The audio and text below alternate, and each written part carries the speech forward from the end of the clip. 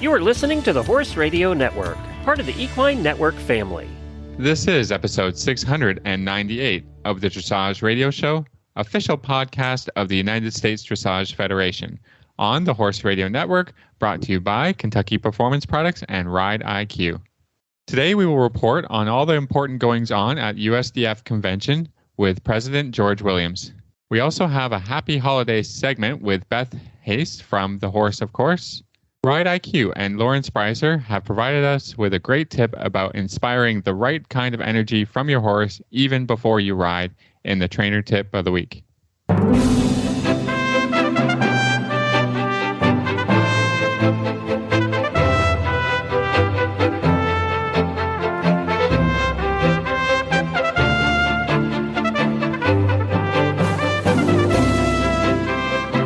This is Reese Koppler-Stanfield from Georgetown, Kentucky. And this is Philip Parks, not from Rockwood, Ontario, and you're listening to the Dressage Radio Show. Well, Phil, where are you? You have to tell us if you're not in Rockwood.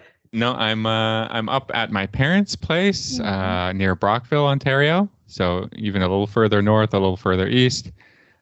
Just kind of visiting. We're kind of doing our pre-Christmas visit because of our schedules and all of that. Mine and Meredith, we aren't going to be able to make it up to see them, for Christmas. So we decided we're going to do a little bit of an early trip and then a little bit of a late trip next month in January. So we're going to do half now and half then, and that's how we just can make it work. Yeah. Oh my gosh, I love it. I mean, I think this is the struggle always for busy people and horse people. And Meredith is a very active veterinarian. Like, it's just hard. And on some level, I kind of like that. Like, I like that it's not on Christmas Day and you can spend a little bit more time. You get to go and it's not a rush.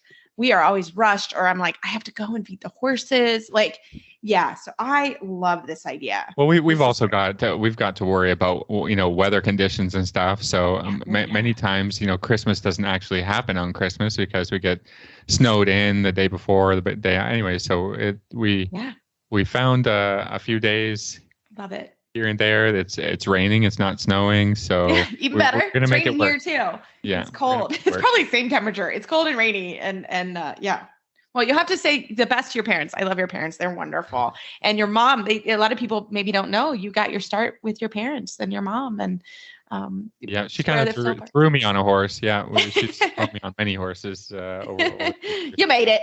Yeah, I have her to blame for a lot of good stuff and maybe a few negative things, but that's how it goes.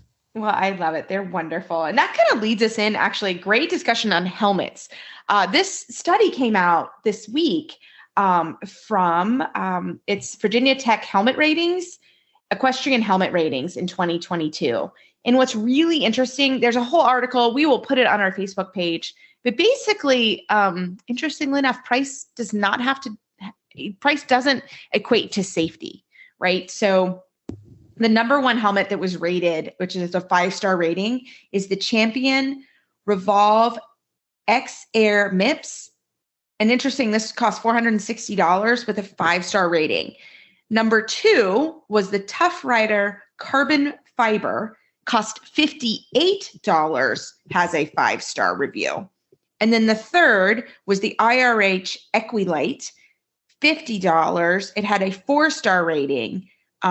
And then number 4 was the Charles Owen 4-star rating. And then number 5, and you can really look at the list of where your helmet fits in. The Tipperary Shortage Hybrid was $150 at a 4-star rating.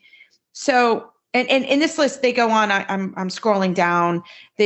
On this, they do, I think, the top 35, 40, which I thought was really interesting. Again, we'll post it so you can kind of see where your helmet is. But, again, you can get the number 2 rated helmet. And we're not sponsored by any of these companies. But it's $58. And I think helmet safety, we do talk about it, but it is a good reminder if you have, fallen this year and bumped your head or fallen in, at least think you bumped your head, you do need to replace your helmet. That's actually really critical. So I did think that was an interesting article. I sent it to you too, Phil, so you could read it, and I thought we should talk about it. Yeah, I mean, as with most things, it's more form over function as Yep. far as how much you want to spend. Um, this is great that they have these safety ratings, so that somebody independent has sort of done a lot of tests and devised a way to determine what's a safe helmet. And like you said, Reese, it's not even 60 US for Right. the safest helmet you can buy. So Right. I mean, a lot of there's a lot of things with helmets that's going to help you. The new MIPS technology is great. You can research about that. But I remember seeing something like this in Canada. Hockey helmets is a big thing, and Of course. Yep. and Well, I'm I think sure technology. yeah, and the different technologies and whatever, and they were saying on this news report that safety doesn't equal dollar value. So I'm glad that there's another way to sort of be able to evaluate, because otherwise, parents and whatever would go out and just buy the most expensive helmet, and that's not necessarily the best helmet. And and especially eventers, they fall off a lot. It's just part of that sport. But then if you're eventing, you're replacing your helmet every time, and exactly. It's and if it's a $400 helmet, it's not about and helmets fit differently. helmet every time, right? Yeah. And that's what's good about that list, right? Because helmets do fit differently. There's certain helmets that I love and certain helmets that I don't wear, et cetera. So I think fit is really important, right? And I think that's just something to remember. I mean, Phil, you and I remember, 20 years ago, you look like you were wearing a mushroom on your head. Like they have really gotten cooler. And obviously now, I went down the CDI ring in a helmet, and I will continue to do that, right? So, so at that level, you do have a choice, but I think it's really important to wear it, and they look good. So, and it's part of the culture now. So I just thought that was really good. I wanted us to talk about it because I felt like it was important. And again, look at the list, look where your helmet rates. You may want to upgrade your helmet. If it's Christmas time, which is, hey, I am all for practical gifts. My sister wants boots for her Christmas. We're making that happen. I love a practical gift and something that we can use. And even just having one sort of in the barn, if you need it, if it's on sale or whatever, I like to have a second one. If I fall off right away, I have another one. So no, it's great. So I thought that was really good information, and we wanted to share it. So we'll make sure it gets on our Facebook page. But Phil, are you doing anything this week fun for the holidays while you're visiting your parents? No, we're just gonna have just some together time and some nice meals, and that's the plan.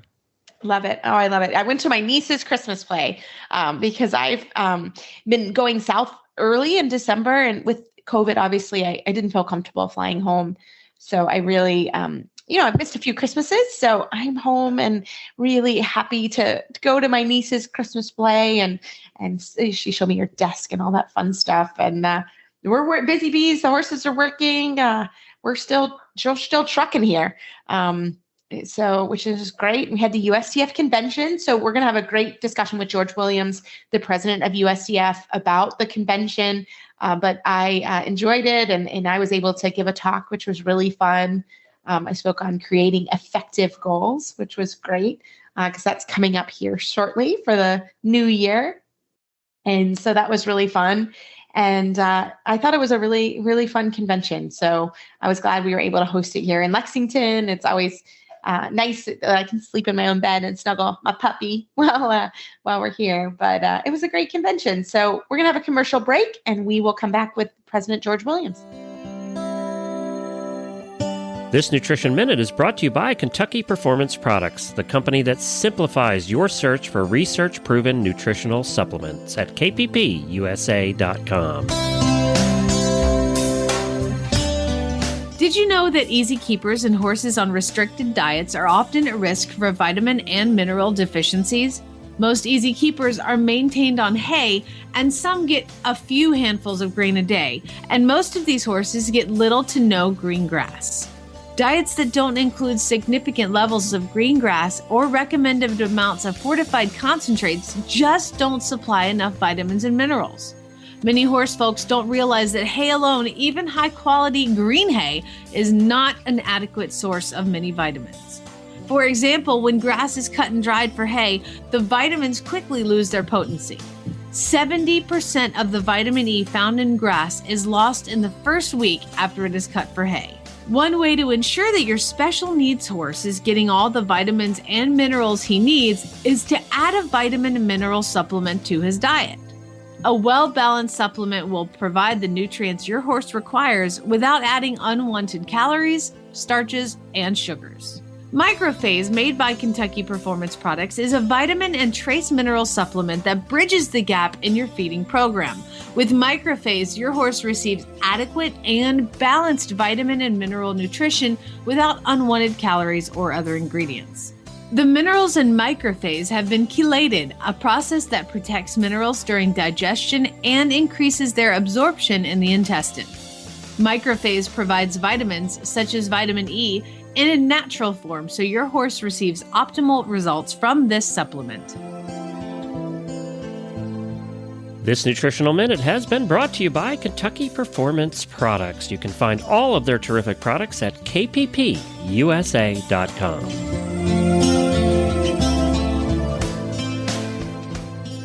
Founded in 1973, the United States Dressage Federation has become the largest organization to represent a single Olympic equestrian discipline.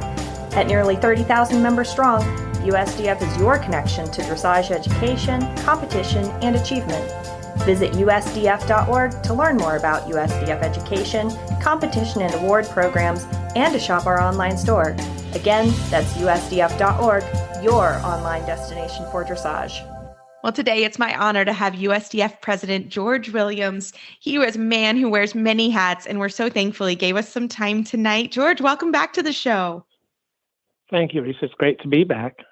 Well, you really do. You wear many hats, and you were so kind to come on the show and kind of give us a recap of what happened here at convention in Lexington last week. So I'll hand you the mic.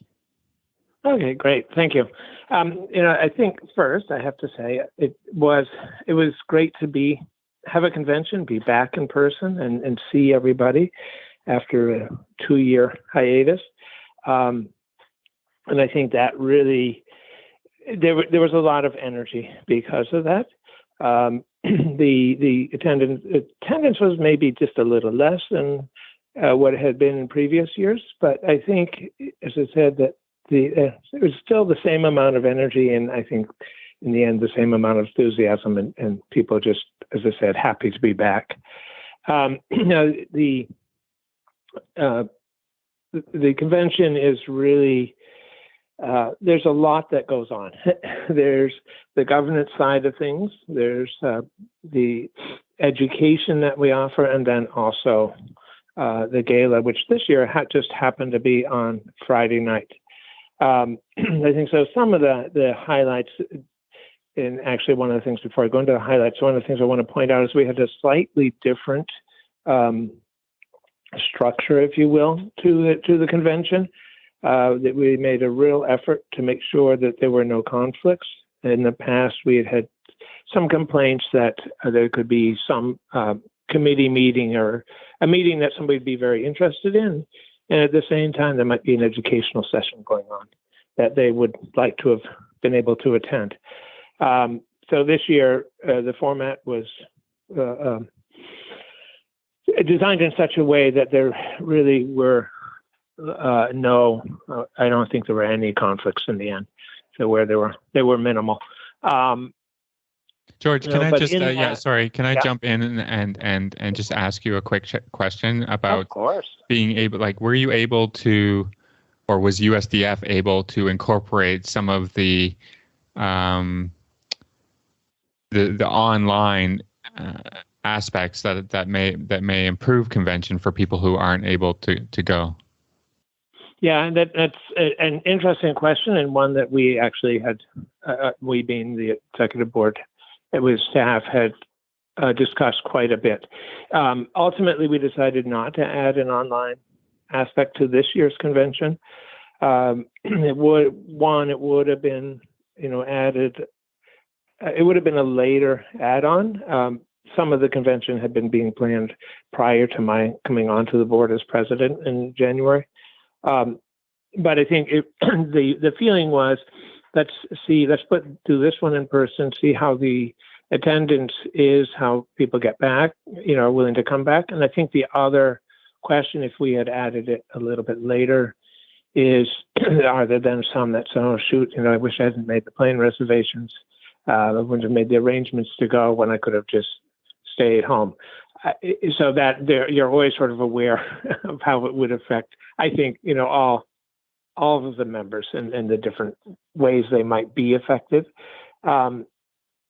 We also felt that it really, some of this is best, some of it can really be done best in person. And I think that's one of the beauties of USDF. It is probably one of the most democratic of all of the affiliates and of the different equestrian organizations, and having this, ability to be there in person and then to have our board of governors in person where there can be, it's easy to have discussion. I think some of the educational sessions, in a lot of ways, of course, that would be nice to be able to do live or virtual. But I think it's, ultimately we decided to keep it all in person and no virtual aspect to it.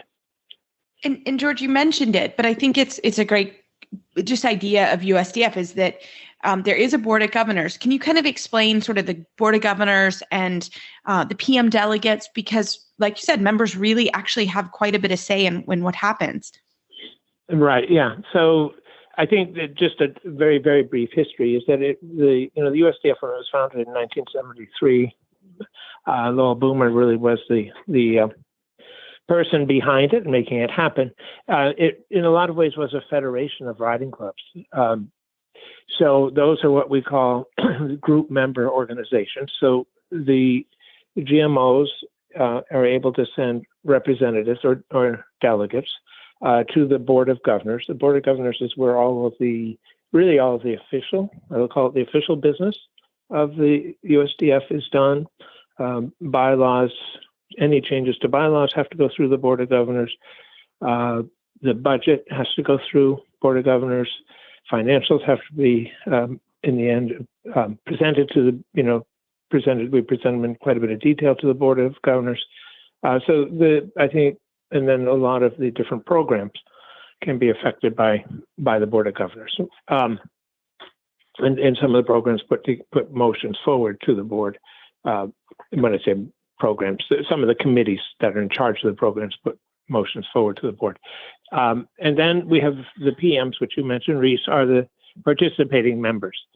And within each region, depending on the number of members within a region, there are PM delegates.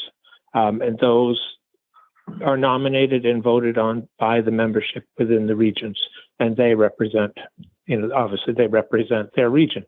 So there is that representation. And then I think what does make us, I think, fairly unique is that we really do strive for a great deal of transparency in how we do things.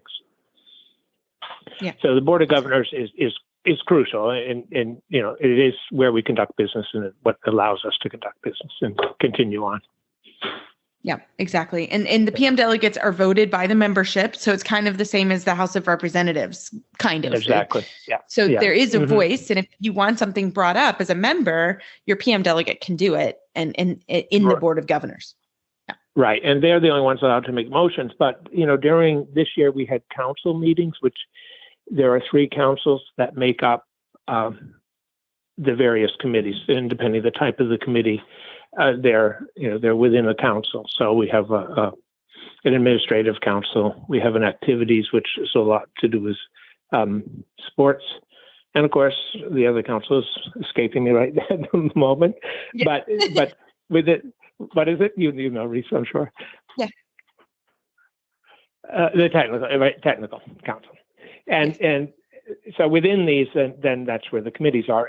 And during these council meetings, any member who is not a delegate, right, and actually even ones who aren't members, because we don't check membership, they can bring up ideas for discussion and throw out suggestions on how programs can be changed. So, these things play a very, very important role for us because, one, it gives us the feedback that we need to try to make the programs really work for all of our members. And two, it's really one way of attracting volunteers to work on the committees and to help the programs, because we are volunteer. We're actually volunteer led. We have a very, very good staff that works for us in Lexington.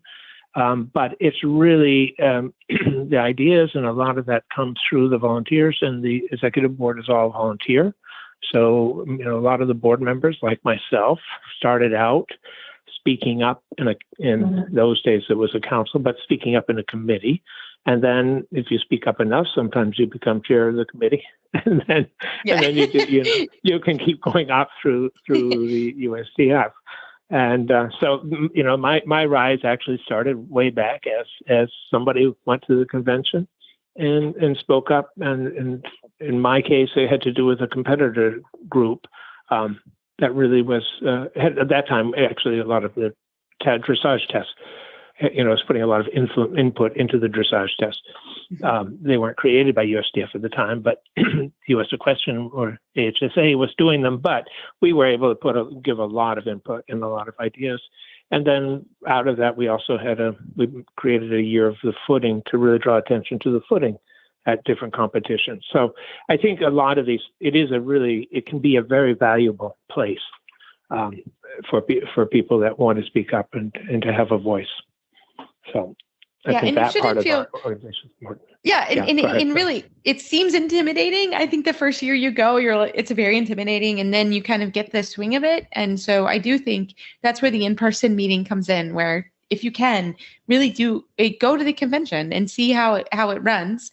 And George is walking around. You can talk to George, which sounds crazy. You can walk up to any board member, any suggestions. We're always really willing to listen to them. We may appear busy, but we like to appear busy. No, not really. No, but none of us mind members coming up with suggestions or comments. So I think it's that, to me, is the fun part of it, and I think it's exactly as you said, Reese. That's why it's so important to try and have it in person. That aspect of it. Yeah. Were there any, hot items? Obviously, the new test came out, so that was a great lecture on the new tests and how they were going to work and what were the changes. I thought that was we had Nadine Schwartzman on the program. She gave a very similar discussion. I think we were her go first, which was great. Yeah. That was a really good. Anything else that came up? Because there's always lots of good stuff that comes up. I don't think there was much controversy other than maybe through the USDF rules in that presentation. It is the USDF, the USDF convention is a great place to be able to listen and get a better understanding of rule changes that are being proposed or put forward through the US Equestrian, USDF. So, and of course, with the rules, there's always some controversy, but it's also a good opportunity to kind of talk through those and try to find some either, common ground or basically find some common ground or really voice in opposition to a rule that may be being proposed. So there was a little bit with that, of course, that has quieted down. And, but I think that the USDF is happy to have received the feedback that they received. Maybe not always the way it was presented, but I think as it came forward from the convention, I think it was a very positive thing. And it shows you that you are able to influence and George, some of these things. Those rule changes, and I think that people are always like, we had no idea the rule changes were coming out, and they're always published, right? So I think that's always important to let people know that. Yeah, and you really have to probably visit the website. It is really, I think unfortunately, you have to be kind of looking for them. They're not something that's out there in your face, but they're all there. there's usually a button or a connection from the USDF website. And I'm not always positive it takes you to the USDF, but where you're able to actually write in comments as well for the USDF. So I think that is, you do have to be looking for them, though. You have to know that it's, and that happens every fall pretty much. It does. And I think there's always feedback on that. And I think people don't understand that is always happening, and the rules are always getting looked at. So I had several people like, I had no idea that was happening. And I was like, well, it is published. So exactly. I think that's important that people, if you're interested, you should ask. Yeah, no, and I think that with that whole thing, the difficulty is always getting the word out. How do you get the message out? And so anybody who is interested, I would encourage visiting the website, USDF.org. The other, you mentioned the new test. That session was, I think, very well attended and very popular. And as you said, Nadine and Sarah Geeky did a super job with that. And then the other one that I thought was very, very interesting was a competition management session.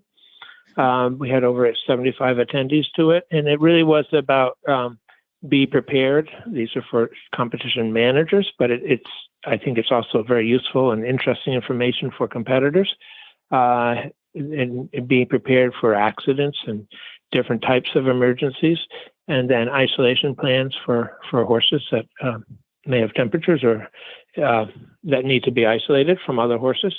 But there was quite a lot of, I think, very, very good discussion on that one, and that it was a very engaging session, I thought. So that was one of the council meetings, and one of the other council meetings, there just happened to be a lot of very good discussion. It was within the Activities Council, which oversees a lot of different programs. But this year, when we do it with the councils, all the committees are able to present their information, and we don't direct where it's going to go most of the time. And the reason I say most of the time is that the introducing the new test was part of that council and how they presented it, and they decided that would be their focus. But the other ones, it was really much more of a general discussion and for the administrative and for the activities. And on the activities, there's a lot of good discussion around the youth membership. And then in the administrative, there's a lot of very good discussion about what USDF could do better for the GMOs and how we could help promote them. And I think that is such an important issue because the GMOs are really crucial to USDF, but they also, they're part of the whole outreach to people, new people coming into the sport or just, starting to get interested and wanting to do it on a more local level. Yeah. So. And George, that was all really, I think, very positive. Yeah, there was great because one of your hats is the youth coach, and I thought one of the discussions that came in, I happened to be in that committee meeting, and it was really interesting. One of the discussions is how do we keep and bring youth into the sport? And a lady stood up and she talked about how their GMO does an all youth run horse show, and it's to give back to the adult amateur. I thought that was so cool. And I wonderful idea. Yeah. Yeah. And I just think if you have a good idea at your GMO and you're doing something like that, especially to get youth involved, let USDF know. Exactly. I think that's important because nobody even knew about this lady. And it was so cool. She had a video. We played the video. And I just thought it was a good call to say, it is a general problem. I'm sure all sports are having that, getting youth involved. And I just thought it was really cool. Yeah, it was neat. And I think that's one of the nice things that can happen is you can have this exchange. And they did have a session where it was GMO roundtables, and those are separated or divided is a better word, divided by the size of the GMOs. So small GMOs could meet and discuss their ideas, and medium size and larger ones.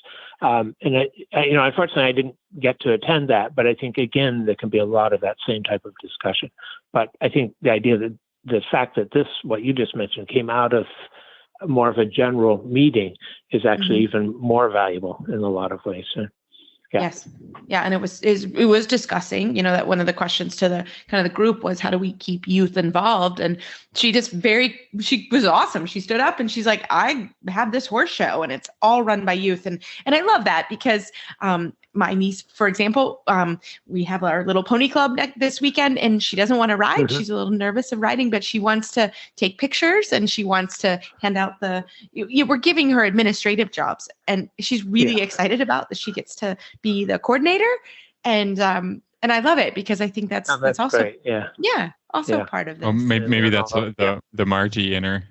Yeah, actually, George coached my sister for many, many years. I think it's actually my sister a little bit. George can tell you, coach my sister. And again, but I think so. If that's it, my mom was a big volunteer in USDF, and she sort of instilled that in us. And I think that's comes from your trainer volunteering, and like George said, there's a place for everyone. You just kind of have to find where you fit. And George, because this is part of my passion, and I know it's coming out, but can you kind of give us an update on the instructor certification program? Certainly. We over the last couple of years, we've been reviewing, if you will, the instructor certification program, and we put together a number of smaller groups to work on certain aspects of the program and to look at it and see what we could do to refine it and to keep it moving forward and really address, some of the issues and some of the needs that are out there. So what we're looking at is running a few, we're calling them pilot programs because we came up with what we think might be a nicer format or a better format. But we're looking to run, I think it's 3 this coming year. The changes that will be being announced, and some of those changes are that you would have to attend a program or a development weekend where there's an assessment on whether those that are running it feel that you are ready to go for the testing.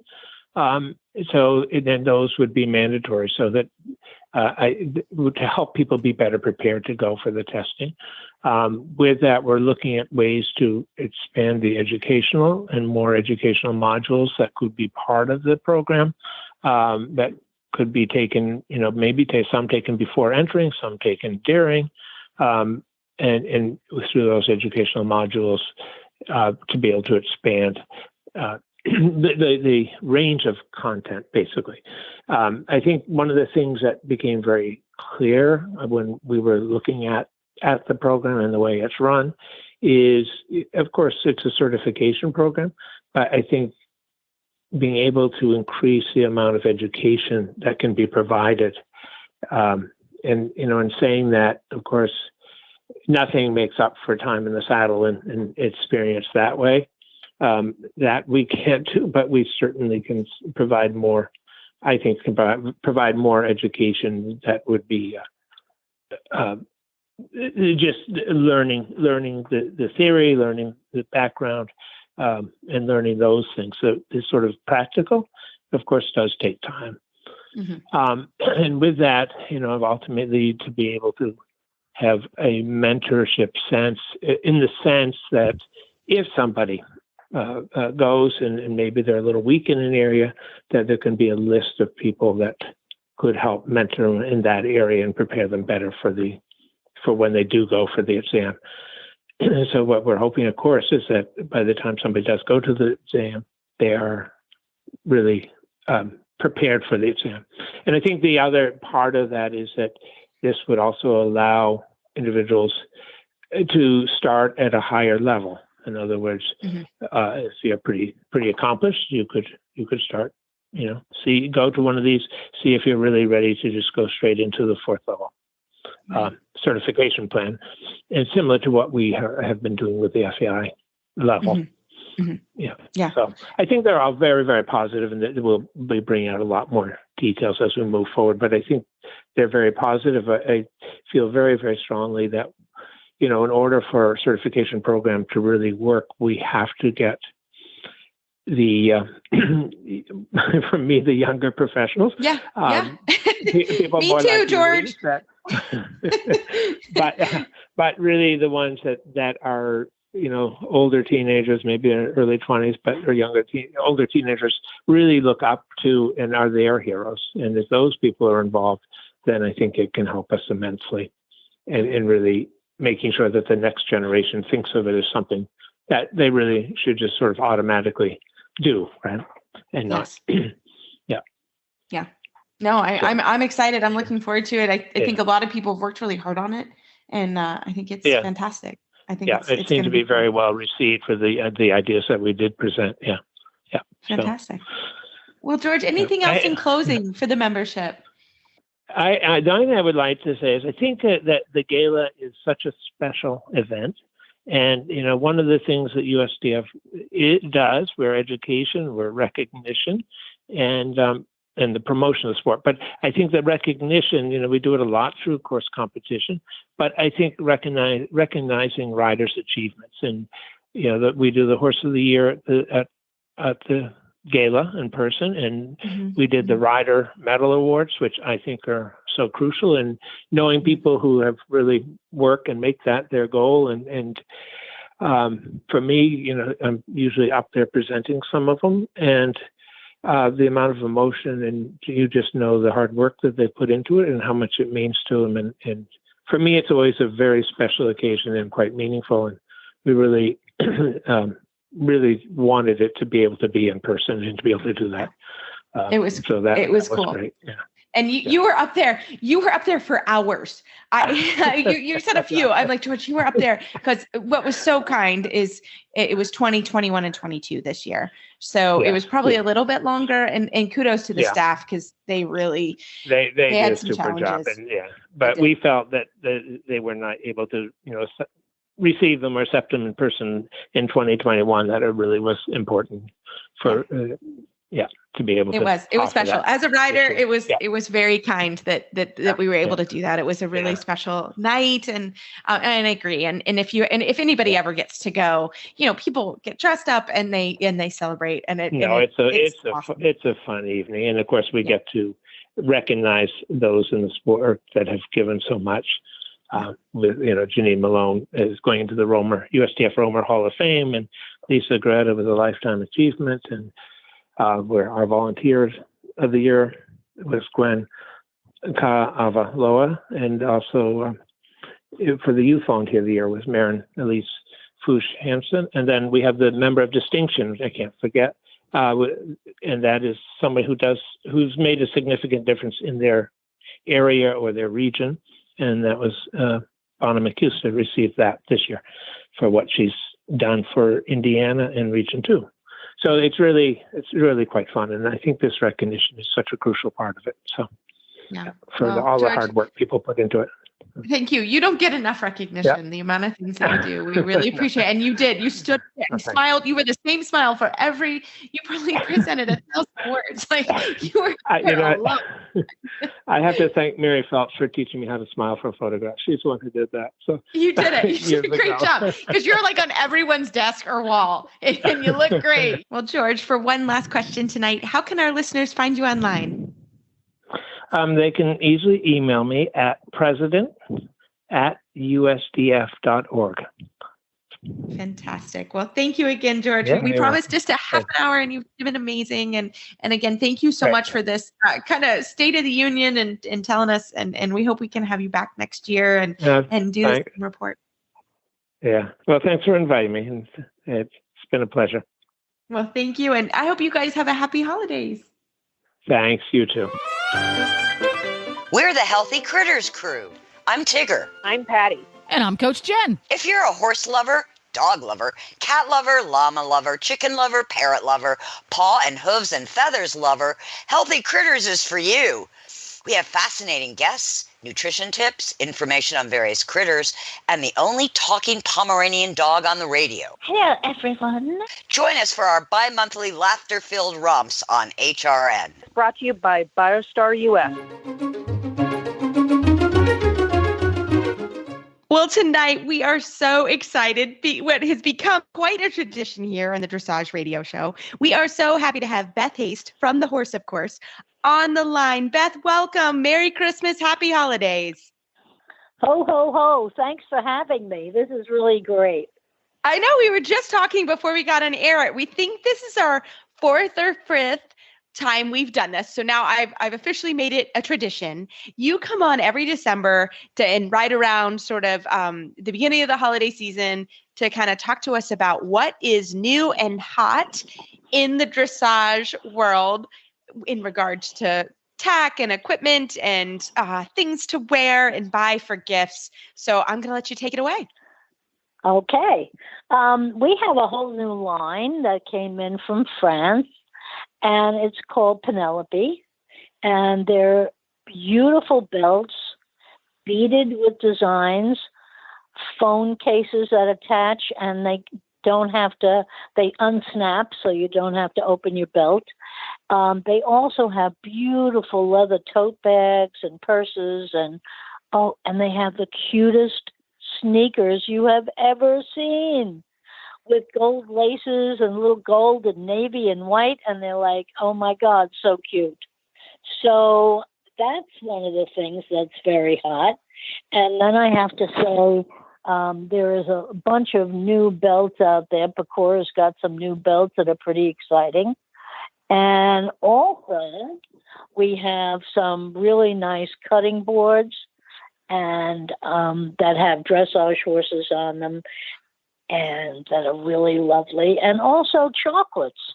You know, when you don't know what to get somebody and you don't have to have a size, get them chocolates. And we have Harbor Sweets chocolates in stock that are just lovely, and they're in the shape of dressage horses. So that's like super fun.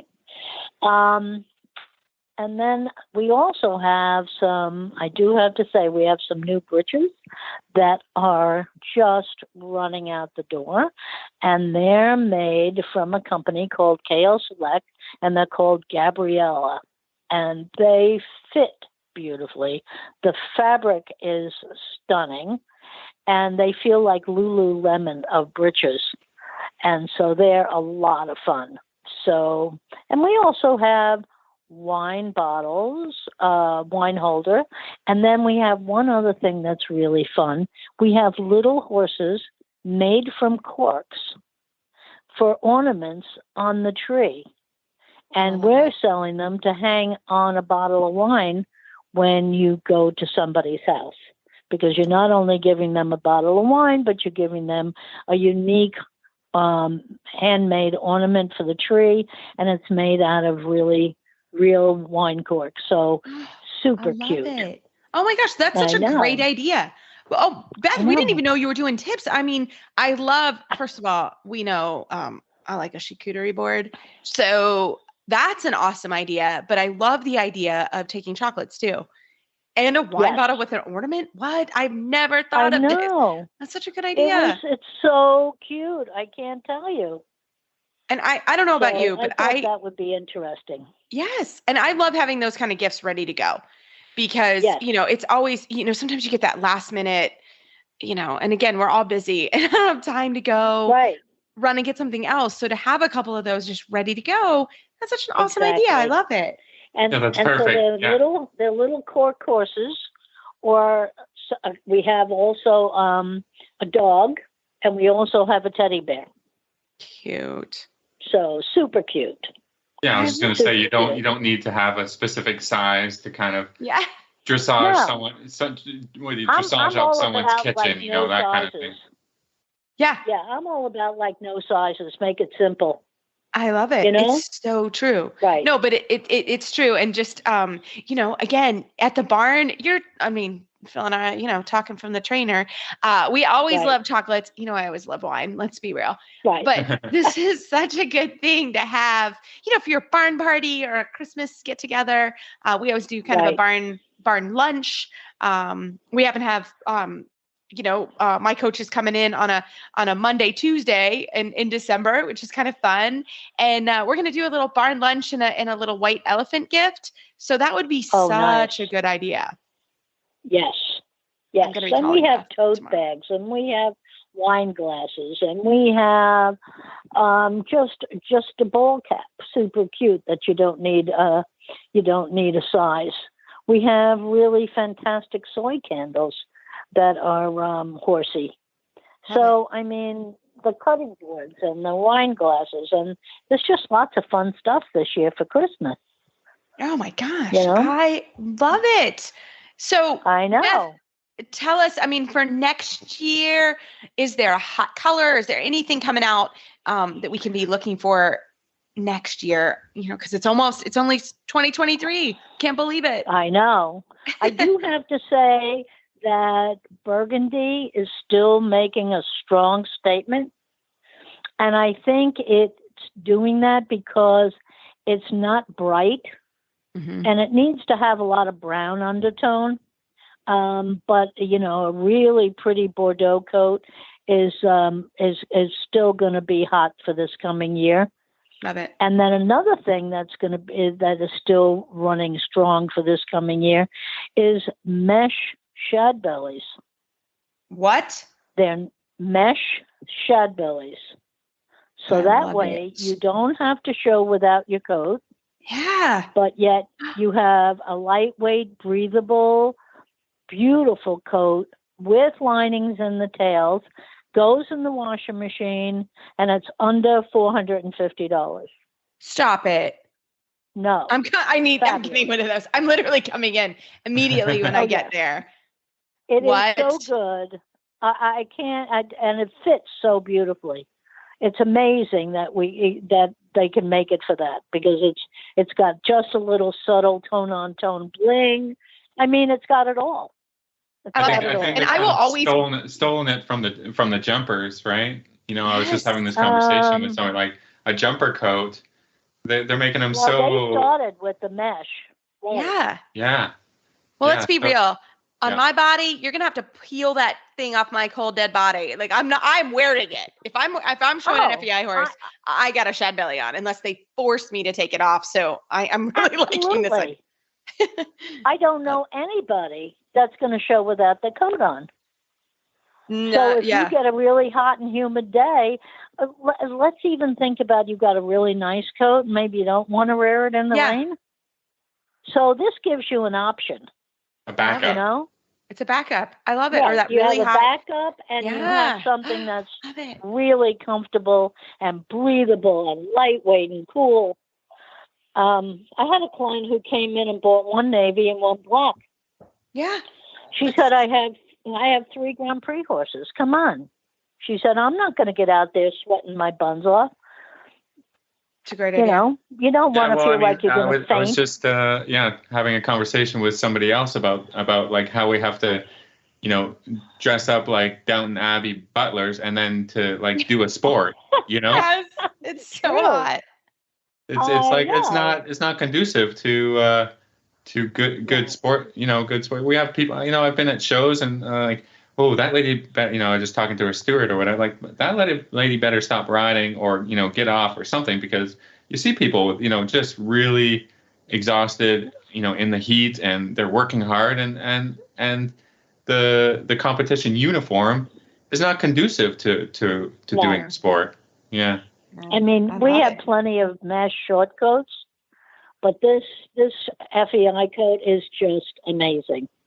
Amazing. So this is something that was really special, and it doesn't cost a fortune. Oh, I love it. You know? No, again, so everybody, if you want to get your trainer a gift card to get the shad belly, or, you know, I love when barns kind of get together and everybody throws in to give the trainer a gift. I think that's so nice. And a lot of times people will do that for the sound systems or something that the trainer really needs. But oh my gosh, this would be amazing. I love it. Absolutely. Just saying to my own barn group. Hello, barn. No, I'm just kidding. No, I love it. Well, Beth, these are such amazing ideas. As always, you have the best ideas. Anything else for this holiday season that's super hot? I think that you can, I mean, if you can get a belt for somebody, I think belts are very hot. Also, the phone cases that go on the belts have been really hot this year as well. And you can buy it separately or you can buy it together. And I think, and then of course you can't go wrong with like a gift card. Yeah. But the bottle of wine and the cork horse ornament, I'm telling you, I know it's only $10, but we were so excited about it. It's just such a fun thing. I think they're so good. I mean, I think that's such a great idea.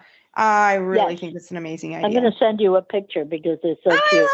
I love it. I know. Well, and they actually get the real champagne corks. They actually got little signs on the front of them that says their name, and the name is the wine, and that's the corks that they have. Oh my gosh, that is so I know, they're so cute. fun. I mean, I can, I can have a stash. I could take, send to them. Just saying, I want to take one for the team. You just pull one out. I mean, and say, here, I've got some, and you don't even need to do it for Christmas. Yeah, I love it. I mean, it could be for anything. It's just so cute. I love it. Such a great idea. Well, Beth, how can we find you online to see all these great ideas? thehorseofcourse.com. Awesome. Thank you so much, Beth, and happy holidays. And the same to you. Take care. Thank you for having me. As a listener of the show, you might have heard us talk about Ride IQ. Ride IQ is a new concept for equestrian, and it presents a really cool opportunity. The opportunity for you to take a lesson with a top coach anytime you'd like. Here's how it works. Ride IQ is a mobile app for iPhone and Android with hundreds of on-demand listen while you ride audio lessons taught by top coaches across dressage, eventing, even the natural horsemanship and sports psychology. In fact, I'm one of the coaches you can take lessons with Ride IQ if you're not already tired of my voice. Whether you're looking to add structure to your rides, try new exercises, or build confidence, Ride IQ can help. With Ride IQ, you won't be waiting for your in-person lessons to make progress. You can make exceptionally productive rides on training days as well. Every membership automatically includes a 2-week free trial. After that, membership is just $29.99 per month. Because you're a Dressage Radio Show listener, you'll get $15 off your first payment after the free trial. Just go to rideiq.com to sign up and use the code DRS to get your discount. That's rideiq.com and promo code DRS to start having the most productive schooling rides you've ever had. As promised, here is our tip from Lauren Sprieser and Ride IQ.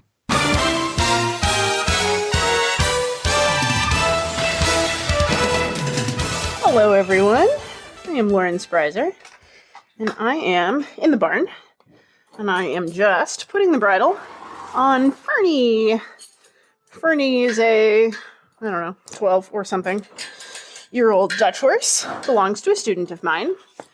And Fernie is perhaps not the most forward-thinking animal in the history of the universe. And that's not going to work for me. It has to, my horses, the things I ride, have to be sharp to the leg because I don't like begging all that much. And so I am starting this conversation in the barn because how I cultivate inspiration and forward-thinkingness in my horses starts in the barn. I'm just putting the bridle on. Hello. And from the get-go, my horse has to move away from and with just my energy. My coach, Allie Brock, calls it a thought aid. If I think go, he needs to go. Now, this is a horse, again, that I mentioned is not super forward-thinking. He's also a very confident horse. He's not insecure. He's not spooky or flighty or anything that I have to worry about energy management with. I can just inspire him forward and then not have to worry about it so much. So I'm just putting the curb chain on. I am taking a hold of my lead rope to hang it up by our wash stall. Now I'm standing next to him with my energy down. I'm just kind of sitting here exhaling. And now we're going to walk out of the cross ties. And he's going to walk with me, or I'm going to get on his case a little bit. Good boy. And now I'm in the aisle. I'm going to exhale and halt again. Good boy. Hi. And he's already looking at me like, uh-oh, it's you. Yep, I get that. Bring my energy up and walk off. Good boy. That time he walked right with me. Good man. Keep walking down the aisle. Hang up my halter by the wash stall. Give Puckerman a pet on the nose. And I'm going to test that one more time before I actually get on. So I'm going to bring my energy down and halt. I'm just standing here in the barn aisle with the horse next to me. Bring my energy up, walk off. I didn't like that answer. He didn't try hard enough. And I'm going to exhale again. You get some fun music in the background. Bring my energy up, and he'd better walk off with me. Good boy. So what I do when he doesn't walk off with me, is I don't have a whip in my hand right now, but I just sort of reach my left hand behind me like I'm going to smack him on the butt. And I surge off a little bit more purposefully, and I'll come with a cluck cluck to make him go. And it's not like I want to torture him, but I'm not shy about startling him a little bit to say, hey, wake up. You've got to be sharp. And you've got to be attentive to what I need from you. So now I've brought my energy level back down. We've come into the arena, moving the mounting block because it's not nice to get on from the ground when you're a big fat person like me. Whoa. Good boy. Whoa. Good boy. And we stand at the mounting block like an adult, sir. And here I am, just standing, getting my feet in the stirrups, getting my reins organized, keeping my energy level nice and low. I know, you're very smart. He's like, let's go. I know that I'm about to get told to go like hell. Yep, that's a good boy. So now I'm going to walk off with my energy up, and I'm going to have barely closed my legs to do it. If I have to even really put my leg on, he is not sensitive enough to my aid. We're not talking about a transition from piaffe to passage here, where it's okay to sort of put your leg on and support him. We're talking about going from halt to walk. If I have to work hard for that transition, I'm in big trouble. Well, Phil, as always, we love email and Facebook shout outs. Keep them coming. And don't forget, everybody, we have a book club. And if you need some holiday relief and to read about horses, we got ya. Horse Brain, Human Brain by Janet L. Jones. And we hope you enjoy it. It's a great book. I've started it, but I may have to table it literally until after the holidays. We'll see. But we'll circle back in January. So don't forget that's going. And it's a great book. And we thank Martha at Trafalgar Square, which is horseandriderbooks.com. It is a great Christmas gift. And we're very thankful. Ruth put our books, all the book club books we've done, which, Phil, we're at over 20, I think now, which is crazy. All the books that we've gone over in the show that are part of our book club are on our Facebook page. You can find them, and we're thrilled about that. So those are also, if you need a last minute Christmas gift, we got you. So we hope you have a wonderful holiday season, and keep the email and Facebook shout outs. If you have anything fun at your barn, let us know. Phil, keep an eye on the Facebook page because I am judging a holiday riding contest. It's not all dressage. It's anything anybody wants to do on Sunday at a local barn. I'm really excited. And I did tell all the participants that bribing the judge is encouraged. So we'll see how I do. But I'm really looking forward to judging a Christmas contest. So if you're doing anything fun for Christmas, send it and put it on our Facebook page or send it to us. We'd love to see it. And we hope you have a great holiday season. As always, you can find our show notes and links to today's guest on our website, dressageradio.com.